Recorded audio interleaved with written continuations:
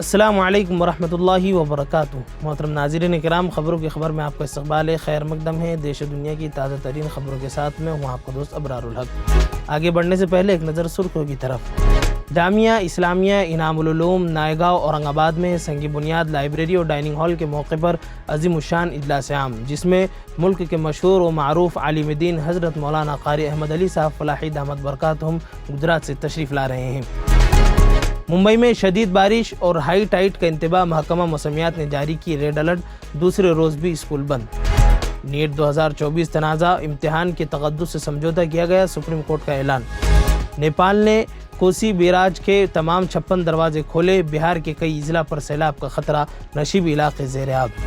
Hathras بھگدڑ SIT report میں منتظمین قصوروار، انتظامیہ بھی ناکام لیکن بھولے بابا کو کلین چٹ۔ لکھنؤ سے لکھیم پور تک سیلاب کی تباہ کاری، 5000 سے زائد افراد پھنسے، سینکڑوں مکانات متاثر۔ جرانگی پاٹل نے پربھنی میں مہاراشٹر حکومت کو دی کھلے عام دھمکی۔ بنگال میں ایک اور موب لنچنگ، ایک اور مسلم نوجوان ہجومی تشدد کا شکار ہو کر ہوا جاں بحق۔ مہاراشٹر حکومت نے بجلی ملازمین کی تنخواہ میں کیا اضافہ۔ اب تفصیلات کی طرف۔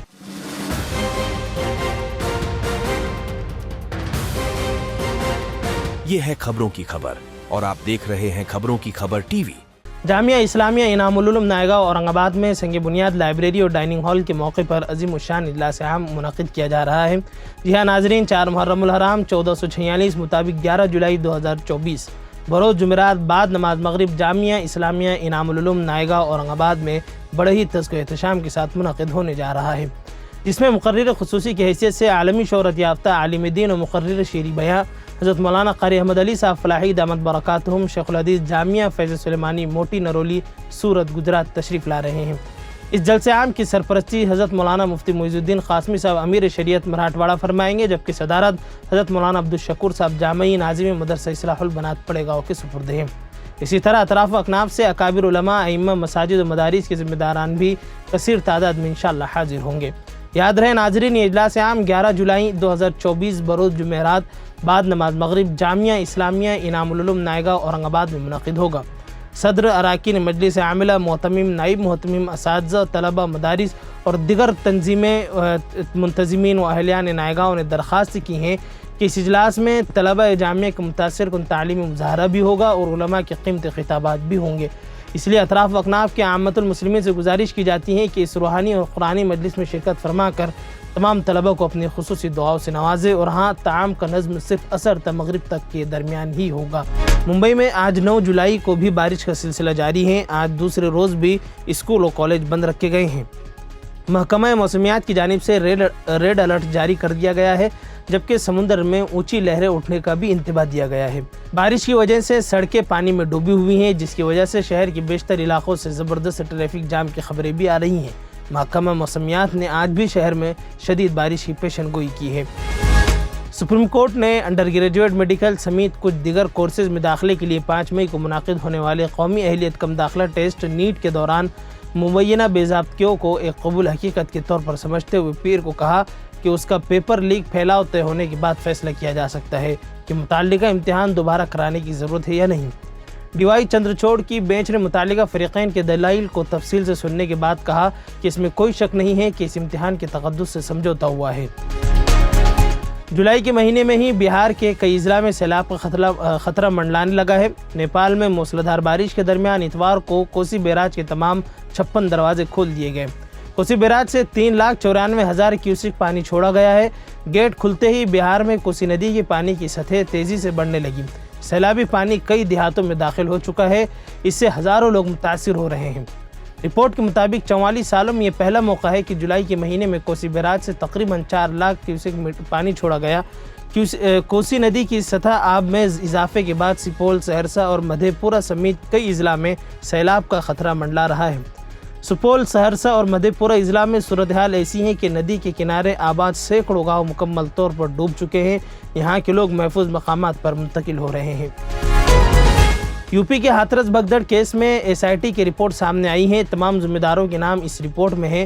بتایا جا رہا ہے کہ یہ رپورٹ 128 لوگوں سے بات چیت کی بنیاد پر تیار کی گئی ہے، لیکن حیران کن بات یہ ہے کہ اس پورے واقعے میں سورج پال عرف بھولے بابا کا کوئی ذکر تک نہیں ہے۔